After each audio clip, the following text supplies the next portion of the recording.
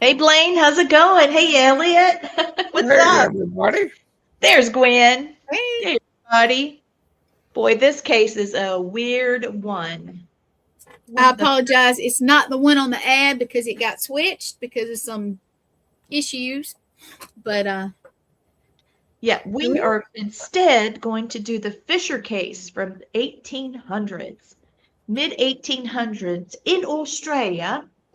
They were in Australia from UK, and as we know, um, Australia is where a lot of criminals from UK were shipped over. mhm. Now, Mr. Fisher, it wasn't a violent crime. He was not.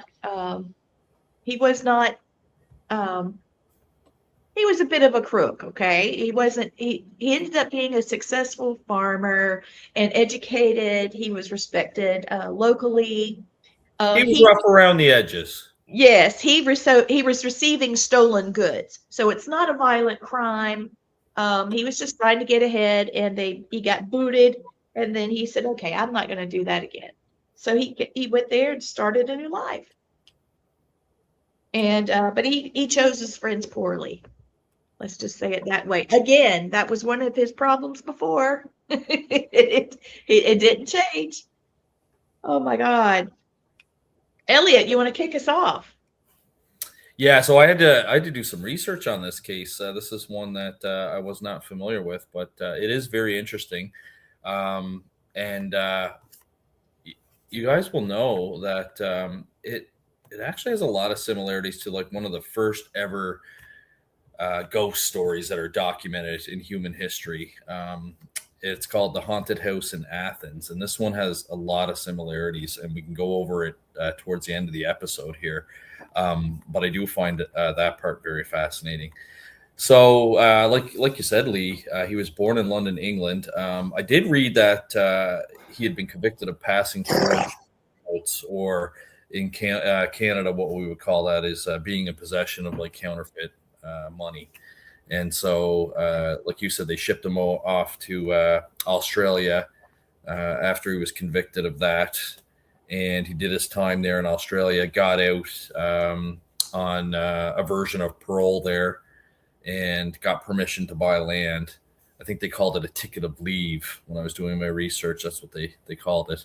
And bought some farmland there, and everything was pretty good for him starting his new life. And then he got himself into another little bit of legal trouble in Australia. From what I read, he had pulled a knife on somebody during an argument, and was due to be sentenced for that. And so he was worried about losing his land and his possessions while he was in jail. So his neighbor, like you said, who he had befriended, George Worrell, he ended up giving him power of attorney over his property while he was in jail. He did his time for that and got out again. And then on June 17th, which I found ironic because it's June 17th, it's my dad's birthday.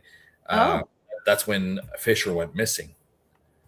And it was September 17th, which is my birthday, um, when they found his body. So I thought that was really interesting that my dad's birthday was when he went missing, and September 17th was my birthday when they found his body. wow. Yeah, that was kind of weird, weird coincidence. Um, yeah, and it was really interesting. I saw that they had hired some Aboriginals to do some tracking in the woods. Oh, And it was interesting because in the reports, when you read it, it says that they found fat from a white man. And the first thing I was thinking was it's got to be tissue from your body. And sure enough, I was reading the Skeptical Inquirer that investigated this case. And sure enough, that's what it was. It must have been a piece of flesh with a bit of fat on it, but the indigenous people there in Australia were able to tell that it was human fat. So I thought that was really interesting as that well. is cool. Yeah. That is insane. Well, let me show everyone really quick. slide. Get back to that. Okay, so this is one of the earliest and best documented cases in the world where a ghost directly leads to the discovery of a murder victim and the conviction of the killer. And what most people know is the headline, but what follows are the details that usually get left out. And they do matter. That's what Elliot was just saying. And that's a spoiler alert. Okay. All right. Spoiler alert. Yeah. So what happened is this part is interesting because the courts back then obviously didn't accept paranormal information in the court. So in the actual court records, from my understanding, there's no mention of this ghost and how they came to find the body. But the government of Campbellton, where this happened in, they recognize the folklore, and they actually have a celebration every year, which I think is really cool to celebrate the story and the legend. But a respectable farmer named John Farley apparently was walking home one night and encountered, like the image you just showed, a ghostly apparition sitting on the fence. And he said that it was Fisher's ghost and that he had damage to his head, the back of his head, and that he was pointing towards a creek. And he was so upset by this, he went in, he reported it to the people. And after that, the local law enforcement heard the story, so they started to do some inquiries. There was a mention that there were bloodstains found on a fence by two boys that were walking past. They also found a tooth and a bit of hair. So that really sparked law enforcement, and they ended up getting Aboriginal trackers out to help out. And they tested puddle water that had the fat of the white man in it. Man. And then the Aboriginal trackers eventually led law enforcement to a kind of a boggy area where they could tell it was recently disturbed. And when they started digging, they found a shallow grave near this creek, and they found a body in there. They did call their forensic expert at the time in 1826, who did determine that there was severe head injuries to the body, much like what the reputable farmer John Farley had said about the apparition that he had seen. So, of course, people were suspicious of Worrell because he was his neighbor. He was telling people that Fisher had gone back to England. I know you said you had heard that one version of the story was that he had gone back to England. What was it to? Yeah, he was dealing with the government there. The government there. The other, that's not true. Yeah, and the other part that I had heard as well is Worrell was telling people that he had gone back to England to track down some family members of his, which also wasn't true. Because he had the power of attorney, he was saying that Fisher had sold off his property, even though people were seeing Worrell selling property recently. So things just weren't adding up. And of course, law enforcement decided to make an arrest. Apparently, Worrell never admitted to it until the day that he was due to be hung. And he claimed that he did kill Fisher, but it was an accident. He thought that it was a cow in the wheat fields for whatever reason. His story didn't really make sense. They didn't believe it. And of course, they chose to go ahead with the execution. But liar, liar, pants on fire. That's exactly right. Is that your hashtag? No, not even. Not even. I do like that one. That's a good one. Yeah. Liar, liar. No, I find that really interesting because, like you said, it is an actual case where it's documented. They are real people. Unfortunately, we don't have that evidence in court documents or anything like that. But there's also the reason behind it, because evidence like that wasn't admitted in court. And even today, we're still struggling with that. Actually, my wife, Sarah, and I just are drafting an abstract right now for a call out for papers on a book over in the UK. It's called Supernatural Law. and it's Cool. talking all about that, about different parts of the law and how the paranormal comes to affect it. For example, like in real estate law, there's some states in the US where if you've had a death in the house or your house is allegedly haunted, when you go to sell it, you actually have to put that in there. And you have to, It's that way here. so it's there. Okay. Yeah. So Nova Yeah, Scotia and- doesn't have that here in Canada, but I heard we're looking at getting it. So you're starting to see States still have the for sale sign, and it has to have under the bottom haunted house. Yes, it does. wow. And, See, and also, that's real crazy. estate. I love to. If I ever won the Canadian lottery, I'd be down there snatching up those places. yes.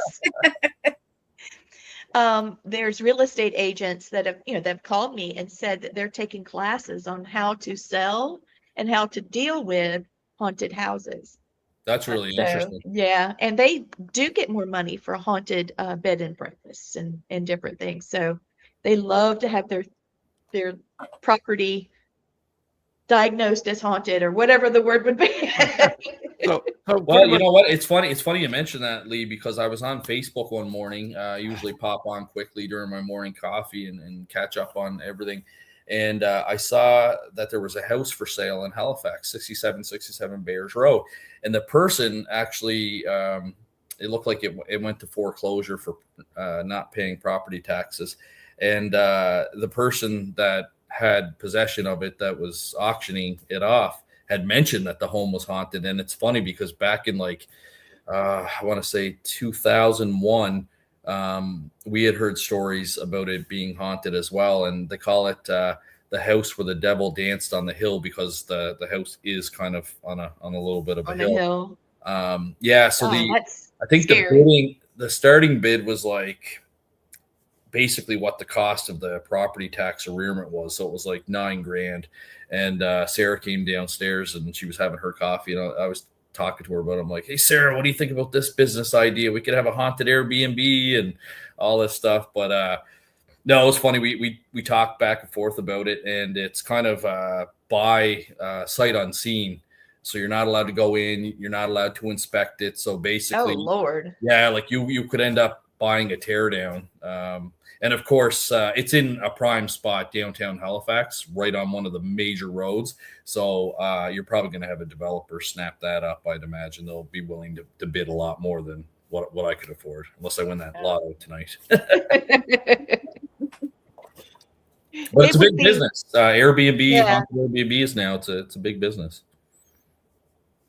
Well, we've got a lot of people watching. Thank you, everybody. Thank you, Christina and Christy and Marla and so many more. I see we've got people watching all over the place in Wisconsin and North Carolina and South Carolina. Nice Australia. to be on Australia. Might even have someone from Amherst, Nova Scotia there. A friend of mine was telling me he was going to tune in tonight. So, oh, is that That's Johnny? awesome. Thank you. Oh, we welcome you all. Yes. Now, I have to say, if we're going to let me just go down a rabbit hole real quick. I'll come right back, I swear. But there's some really famous hauntings in Halifax, and I wish I could have spent more time there. Gosh, there's the one that hits my head the fastest, is the Five Fishermen. oh yeah.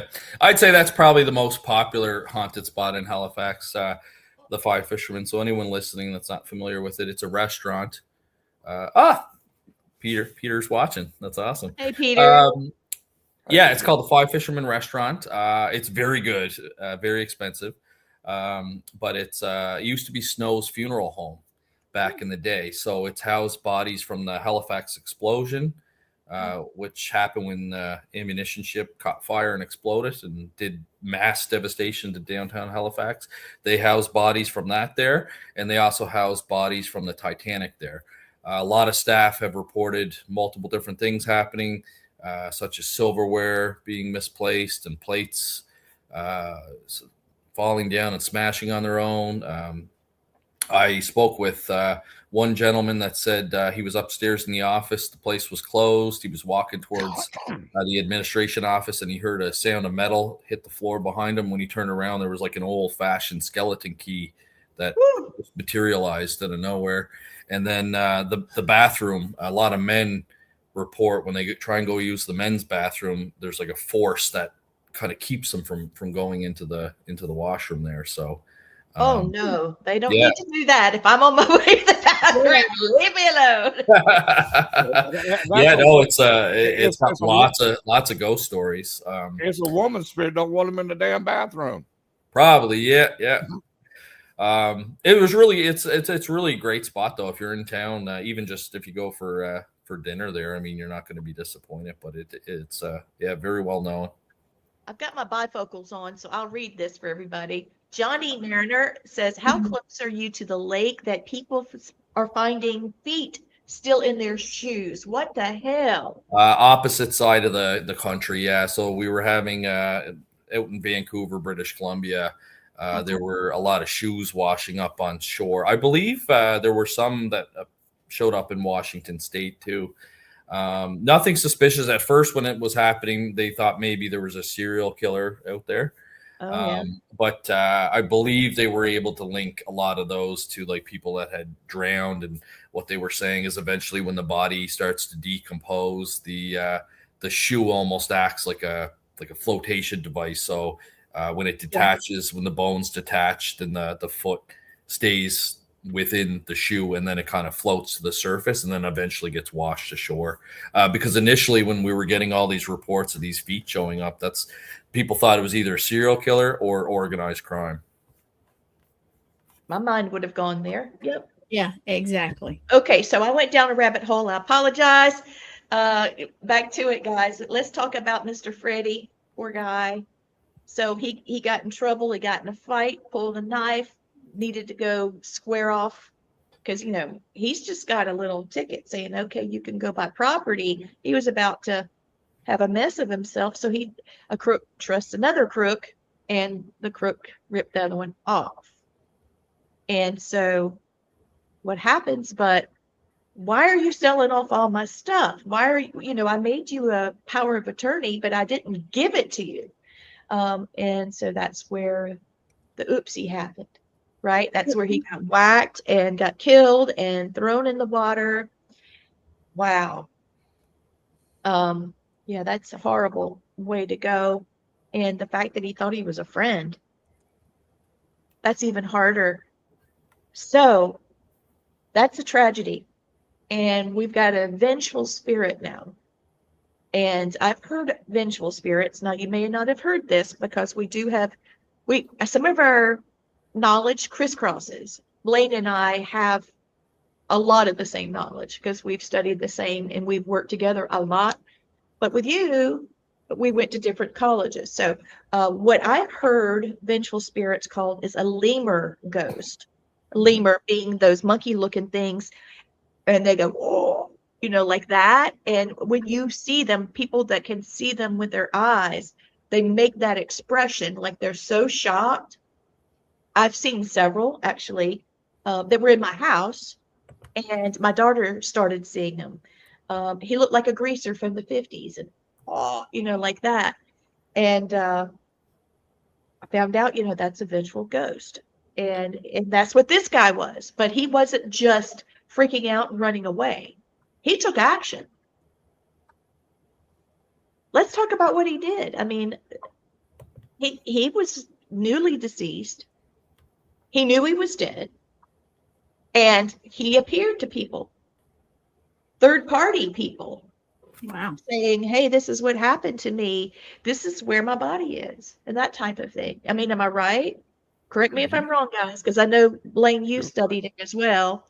Blaine has a master's degree in history, so he looks at all the details and he knows when something is overlapping and how basically he can take the knowledge of a case and say, wait a minute, let's debunk some of that possibly because this is what happened in that area at this period of time. So it's great having him. Plus he's a psychic medium. So, that's a double thumbs up. Yeah, absolutely. And Blaine, would be able to attest that, back in the early 1800s, they're not going to entertain ghost stories in a court of law. No. So I'm not surprised at all to see that it's not documented anywhere in the court documents. We also have seen that in other cases, newer cases here in Nova Scotia. Our second big poltergeist case, besides the Esther Cox case up in Amherst, would have to be the Mary Ellen McDonald fire spook of Caledonia Mills case that happened in 1912. And even 1912, when you go to the Nova Scotia government's website and look for death and birth certificates of Mary Ellen McDonald, you can't find the Mary Ellen McDonald that was at the spook farm. So it was common back then that records got lost or misplaced. You'll see a lot of the ones that are scanned in, like it's handwritten into a journal. So it's very easy, if you've got your records room and a leak happened or, something like that, you're going to lose those types of documents. So unfortunately, a lot of those older cases aren't very well documented from a paranormal standpoint. But the one good thing about this case is that we know they were real people. There was a real trial. It's just trying to link that paranormal aspect to it. It's hard to find that evidence besides the one witness, because really in this case, it's a one witness person to the paranormal part, which would have been a well-respected farmer, John Farley, that witnessed it. And he did come in afterwards to the hotel and explain to people, what happened in an agitated state. To me, that lends credibility to him as well, that he came in and reported it, and then he was kind of disheveled after seeing this. It was interesting, though. I'm not a big fan of the Skeptical Inquirer. I think they do a good job. But the one thing I don't like about them is that they're almost too skeptical. I've seen them write articles about certain things in the paranormal where they're not really being full, fair, and frank, in my opinion, and they're not presenting both sides of it. It's always seems to be on a skeptical side, even, So with this case, they were talking about one theory about this was that there was somebody wearing a white clothing at nighttime that may have been involved in the murder, and they put the white coat on to kind of make them like luminescent. And when somebody would walk by that bridge, they would point and say that there's a body over there in the creek. And then the person that was pretending to be the ghost would throw a dark coat on and walk towards it, so it almost looks like they're disappearing because they're going from like a white semi-translucent kind of look to completely black. But when I was reading it, that was just something that they had dug up when they were doing some research on it. But there was nothing to prove that anyone was doing that. So I thought that was kind of an interesting twist to it too, although very convoluted, I think, for back then, for what you were trying to do, unless you really were trying to point the finger at someone else that did the murder. But from everything I researched, and probably the same as you, Lee, I don't see anyone else getting the finger pointed at them besides George Worrell. Mm-hmm. There was a question that popped up and said, aren't ghosts on the continuum? There you go. And so thank you. I just wanted to address that really quickly because when you say continuum, I'm understanding that as being a dimension, and ghosts are on many different dimensions. In fact, scientists have been able to prove 7, which means there's millions. Okay. Yep. And so basically but the other side of that is, what state of consciousness are we actually encountering them? So the state of consciousness would be, is this residual? Is this something with no intelligence? It's just repeating. Emotional, energetic recording, that type of thing. Hearing footsteps, apparitions that ignore, witnesses, but that kind of, there's battlefields, prisons, workplaces, places where there's a lot of trauma. So it burns in. Okay. But what we're talking about here is interactive spirits. I do believe that interactive spirits can be aware. Some people say not fully awake, but they're able to interact. I believe some can be absolutely completely awake, and at least for a time. And they do respond to questions, and they can move objects, and they can trigger electromagnetic field detectors. They can appear in on night vision cameras, appear well, actually can be heard in EVP sessions. So, there's more than one way to look at a continuum. So I didn't want to ignore your question. But I will say this, regardless, the spirit of Fisher was trauma bound.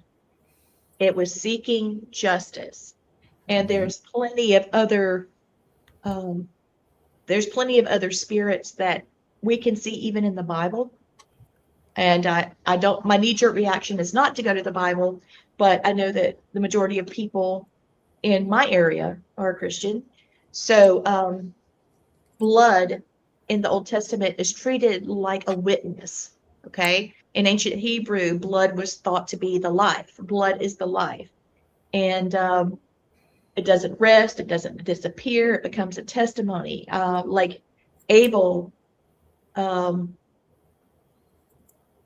basically his blood accused Cain. Okay.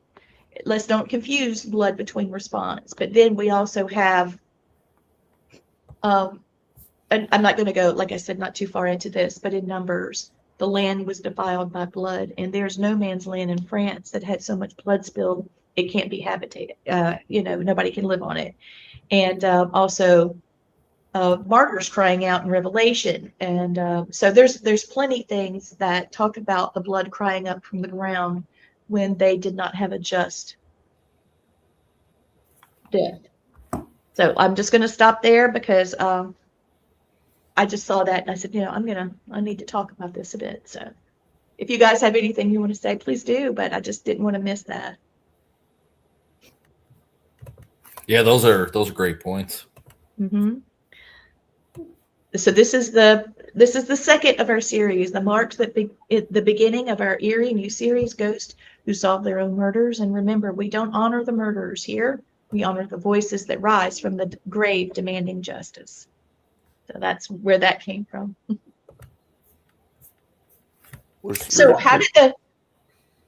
Yeah, I was just going to say, what I like about this case is it does remind me of the first earliest documented haunted house or ghost investigation that we're aware of, which I'm going to take you from Australia, 1826, back to the first century in Athens, Greece. But Pliny the Younger had written a letter to Sura, and of course, in the parapsychology world, we've looked at this and believe it's the first recorded haunted house in human history.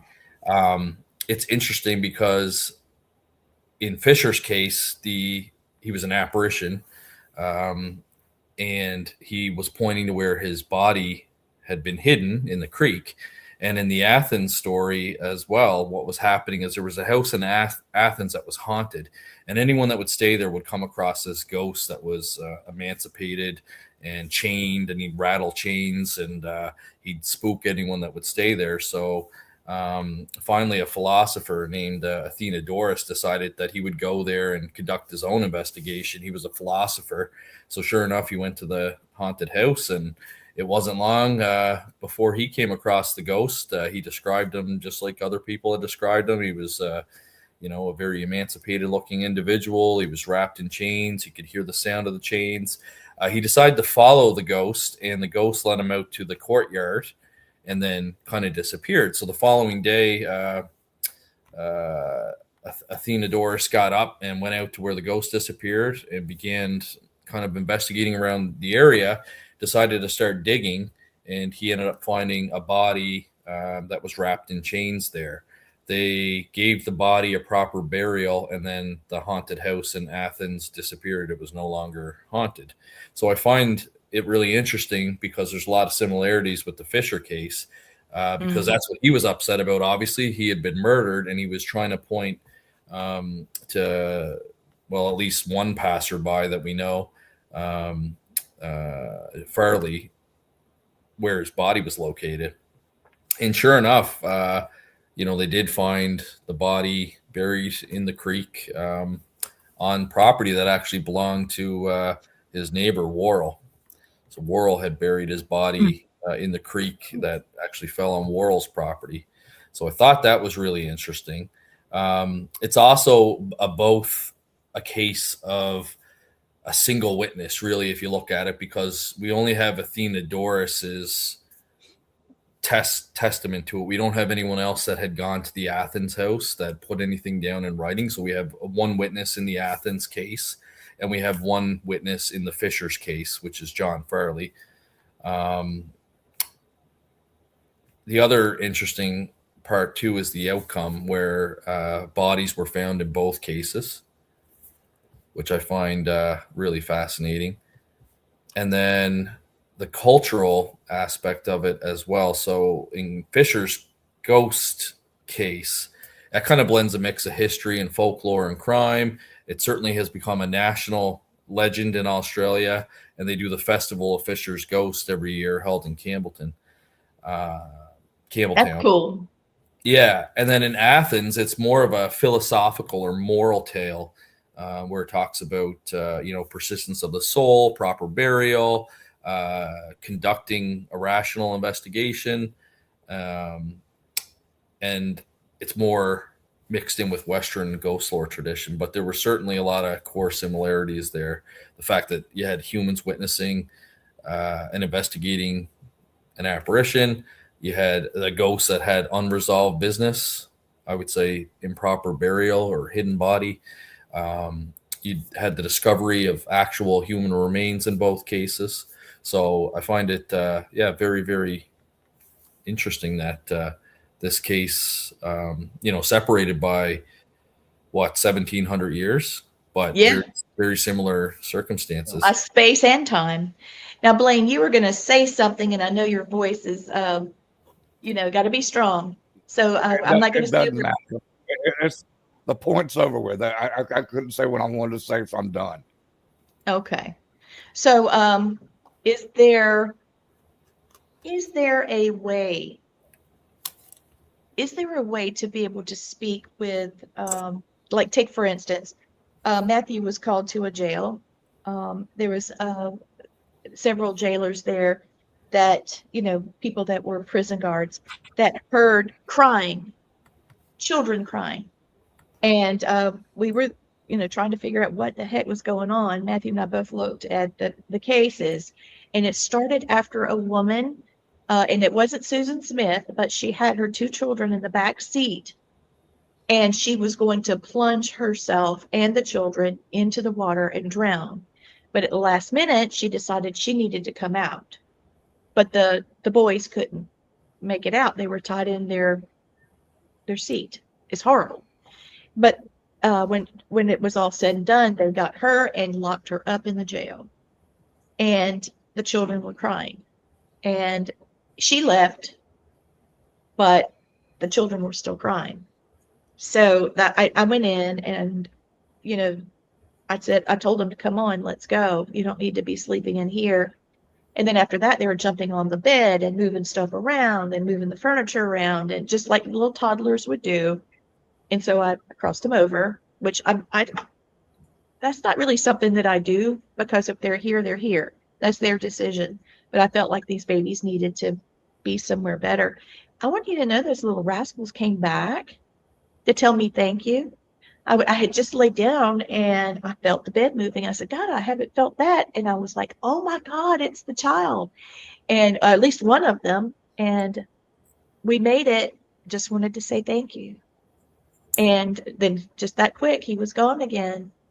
Blaine, I called you when all that was going on. Do you remember that? I remember. Yeah, Matt and I were, it sucked our hearts right out of her chest. I mean, who would do that to their children? But, she thought she was going with them, and then her desire to save herself took over. Yeah, I saw that a lot in law enforcement, where, somebody was planning to, take their own life, and they get so far, and then obviously human instinct, our natural instincts is to survive. So once that kicks in, a lot of people end up trying to back out. Sometimes it's too late, or in this case, unfortunately, she didn't have enough time to get the two kids out. So, it's quite common. The mind is a powerful thing, and the survival mode will kick in. That was really sad. And I know, Gwen, you being a medic, you've seen more than your share of Oh, yeah. people that have. I feel like there were things that you've told me over the years that, people have made these poor decisions, and then all of a sudden it was about to go down, and then they back up. But meanwhile, they're causing all this chaos. Yep. So, Causing a lot of not just heartache, but just nonsense. and that is not what happened with the Fisher case. That is not what happened. He deliberately took over that property knowing that Fred was going to come back. And when he came, well, do you think that he thought he was going back to jail? Do you think that he thought maybe Probably. Worrell thought that hey, this guy's going back to jail. I'm the power of attorney. This is all mine. I bet he was really surprised to find out he made it back. And then Yeah, I heat of the bet. moment, he killed him. I don't know. I've just been trying to break down the type of hauntings we're looking at here. Yeah, and he didn't really give like a good confession, really. Like I said, he had mentioned that on the day that he was due to be hung, he admitted that he killed him, but said he mistook him. But like you said, they found him in possession of some of Fisher's property, a watch, I think you said. And then certainly he was selling off different things that belonged to Fisher when, Fisher was at a jail and no one could find him, and he was allegedly in England. So there was a lot of shady stuff going on behalf of Mr. God, their names are all blending together on me. Farley's a witness, Mr. Worrell, the suspect. And I thought it was really interesting, though, that they used the Aboriginal trackers because I think we underestimate a lot of the skill sets that our Aboriginal and First Nations people have. I did a course with the Ryan Education Center called Paraanthropology, which is like a paranormal anthropology type course. And it was really interesting. Got to study different like tribes and things like that around the world. So I chose to kind of dig into my local Indigenous group down here called the Mi'kmaq, or they used to be called the Micmac Indians, but now it's the Mi'kmaq. And I thought it was really interesting. They actually had like a shaman that would tell the tribe where to go to hunt animals, like where they thought the animals were. He was like your medicine doctor. So if you were ill, you can come see him and he'd fix you up, some natural herbs and things like that. And it was really interesting. They actually did some kind of meditation and spiritual kind of like a spirit possession type work. It was very interesting. Oh, yeah. A lot of stuff in parapsychology that the First Nations were actually doing, before Europeans had come over to North America. So I thought it was really interesting that they used them to kind of track down the crime scene and ended up finding physical forensic evidence and then finding the body. So I think that was a really cool part of the Fisher case. That is very cool. Yeah. Blaine and I did some work on working towards someone's spiritual deficits in order to help them heal. And that they had gotten very sick because of something spiritually that was wrong. And their physical ailments were relative to either something emotional, that an affliction, or something spiritual. And I found that extremely fascinating, and how a shaman could treat one area of the soul, and then all of a sudden you would become, you wouldn't be sick anymore. So. Yeah, very interesting. And I saw an interesting question come up there about time jumping. I think. Linda. Yeah. Well, it's interesting you mentioned that, Linda. My medium and Blaine and Lee, you guys can chime in on this because I'm not a medium, but in my organization we do have a medium, Jody Russell. She's clairvoyant, which means she can see. She's clairaudient, which means she can hear.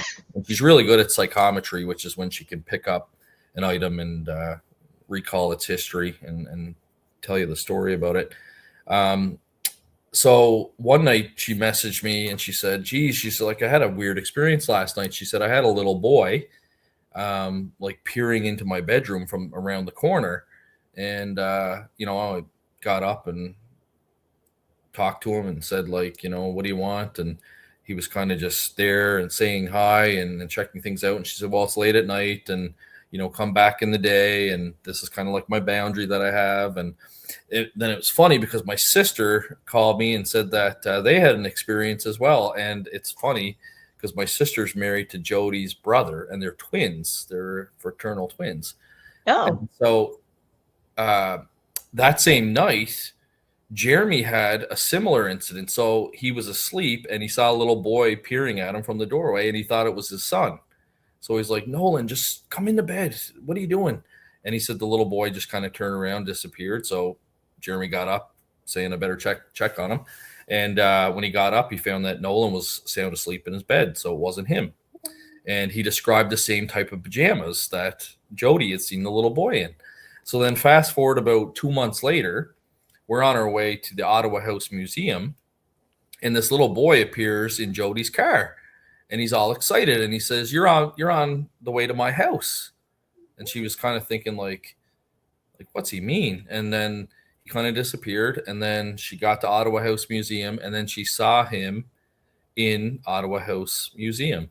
And so she had described to me, she's like, this is really what hit it home for me, is that the spirits or our human consciousness, once we leave our physical body, we're not really constrained by time like we are here on the physical realm. So the little boy already knew 2 months in the future that Jody was going to come visit him at his house. wow. What she was able to. Elliot, you want to hear something cool? Yeah. While you were saying that, there was a voice of a little boy that just came over audio. On our, Yeah? Yes. It happens all the time in the show. And the little boy said, he's talking about me. He's talking about me. He said it twice.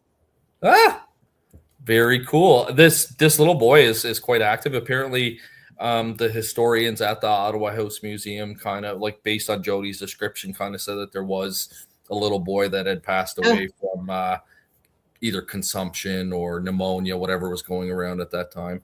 And oh, that's cool. Christina is a psychic medium on our network, and she said she heard the same thing. Well, I'll have Elliot, to re-listen to her show to see if I heard it, but yeah, go back. It might be a clear audience thing, and I couldn't hear it. But no, what's funny is I was about to ask you. I said, "Do you have a child in your house?" Because I know Lee doesn't, I don't, and I don't know you that well, so I don't know if you've got small kids or grandkids or something there. I do. I have a 5-year-old, but she's downstairs with my wife. No, that was a little boy's voice. So yeah. Well, that could have been him. Oh, no problem, Linda. Yeah, but I thought it was really interesting because time really is like a human concept that we've created. So it kind of makes sense that the spirit realm doesn't abide by that.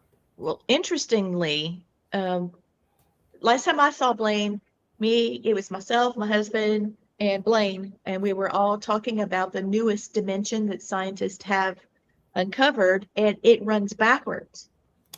The scientists were going to shine light into this particular dimension. They had an apparatus that was opening the dimension. And when they were about to shine the ray of light into it, light came out. And they hadn't shined it in yet. And so then they shone it in, and nothing happened. But then a little later, it came back out when they were about to shine it in. And so after testing that I didn't understand, they were able to determine that it runs backwards. So I thought, well, that would appear as if it was time jumping, but it was just running parallel, but it was, the opposite. I just thought that was interesting. Also, Linda Judd is saying that seeing the ghost in spirit with her eyes is rare for her and more likely to feel them. Yeah, she's a very powerful empath. Linda took one of my classes, and I was really impressed. So Linda's probably clairsentient then, which would be she could feel. She could probably see, but she's blocked it. Yeah, that's what she said, that she had blocked it years ago and she's trying to tap back into it. So I know that's Linda's story to tell, but yeah, I was really impressed with her because she could really step into a nurturing role with people, and also she's great with feeling what other people are feeling. It's not like I know where you're coming from. No, she can literally feel what someone's saying. So a lot of words aren't really needed. And I found that to be really endearing. Well, this has been an interesting show. I really feel like this has been super interesting because we're talking about ghosts that are oh, you got more people from now. We got folks from Alabama, Blaine. Thank you, Diane. Right That's where on. Blaine's from. Is that where Um, you live now, Blaine, or is that where you're from? No, I live here now. I was born here, went in the military, left for a long time, and then I retired back here at home. Not by choice. I wanted another base, and they sent me back to my hometown. Oh yeah, yeah. I wanted to retire down at the beach at Fort Walton at one of the bases there. And no, what they did, they sent me back to Alabama. So this is where I retired from. Well, at So least it's everybody- warm in Alabama. yeah, this is Dr. Van Dusen's book. He's got several. Okay, he did Supernatural Encounters, True Paranormal Accounts from Law Enforcement, and the show we did the last time is in there about Teresita Basa. That would be a great Christmas gift, and I think it would be a lot of fun to unpack a lot of that because you're dealing with somebody that lived it, that knows the people that have told him the stories. And this is a story we're breaking down today. Campbelltown, New South Wales. Well, it went away. Australian date of the murder was June 17th, 1826. And it was later in that year to early of 1827 that the ghost had his revenge on his killer and his body was found. God, what a horrible thing. I know. Let me light this up. Let me give you my hashtag for today. It is penal ancestry, since Australia was a penal colony. But here's a double entendre here. Without penal ancestry, none of us would be here anyway. Let me make sure I'm spelling this right. Oh God, I could picture some misspellings there. It's actually funny. My cousin moved to Australia. He always wanted to be a like a fighter pilot, but he was too tall. He was huge, and so he was over the height requirement. So I think he went into like work on the like motors and the machinery and stuff. And anyway, he ended up getting a job in Australia, met an Australian girl. Now he's married. He lives down there. He's got several kids. Nice. Super, super great. I want to get down there and visit him. I've never been to Australia, but it's you one of love those trips that if you're going to go, well, especially from here in North America, like you want to go for a good amount of time. Well, Elliot, I've been there, let's see, 76 times. Wow. Yeah, well, part of my job in the Air Force is I was a loadmaster. So when I was stationed in California, part of our, we call it 807 going out and 808 coming back. Well, you'd hit a few places like on the West Coast, and then you'd hit Alaska, then Hawaii, Guam, New Zealand, Australia, Korea, Philippines, and Japan. So yeah, I went there so many times, dude. I became a local after a while. That's wild. I'm trying to convince my wife to go great white shark cage diving, but she said she'll come on the boat, but she's not getting in the cage. But I know Australia has a lot of that. So A lot. Yeah, I got to get down there. It's actually, I mean, they have some of the most deadliest animals there. That might be why they sent all the prisoners there, maybe. Yeah, you know what's funny though? Even though you're Canadian, they're still gonna call you a Yank because you're from this hemisphere. Yeah, I could see that. They Yeah, don't call you Canadian. No, you're a Yank. yeah, Oh, I could see that. And me being from the South, that sort of bugged me. I'm like, no, I'm not a Yank. No, I've never lived up north. Well, I have, but I ain't from up north. So. I'm That's curious. What does the Southern accent sound like to a Canadian? It's like similar to like your accent. Like Okay. I could tell like when we first met, I could tell you were from like down south. Um, I drove once. Well, I didn't drive. I was 16, but my parents took us to Disney World and we drove down. So we drove like all through like New York, New Jersey, both Virginias, both Carolinas, down to Florida. And yeah, the further south we got, I noticed the accent was getting thicker, the southern accent. And then I also noticed that once you got into definitely the Carolinas, I can't remember if Virginia had it or not, but at meals, there was a lot of cornbread. Yes. And it's funny, my wife likes cornbread. I'm not a big fan on it, but for me, it's like a texture thing. It's the grittiness of the cornbread. But my wife loves it. And I remember people looking at the Nova Scotia license plates that far down south, and they had like no idea where Nova Scotia was. Hell, they were foreign, man. Especially in some of the little hillbilly redneck towns that are, half inbred. They're probably thinking, "Oh Lord, we're getting invaded."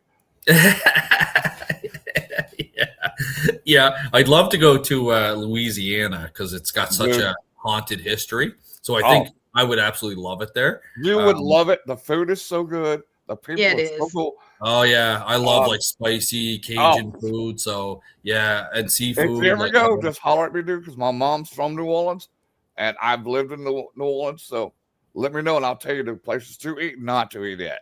Oh, awesome! Yeah, I'd love to go there, but I bet the accents down there are really thick. The best way I can describe it, it is like a Boston Southern accent mixed together. Oh, that's awesome.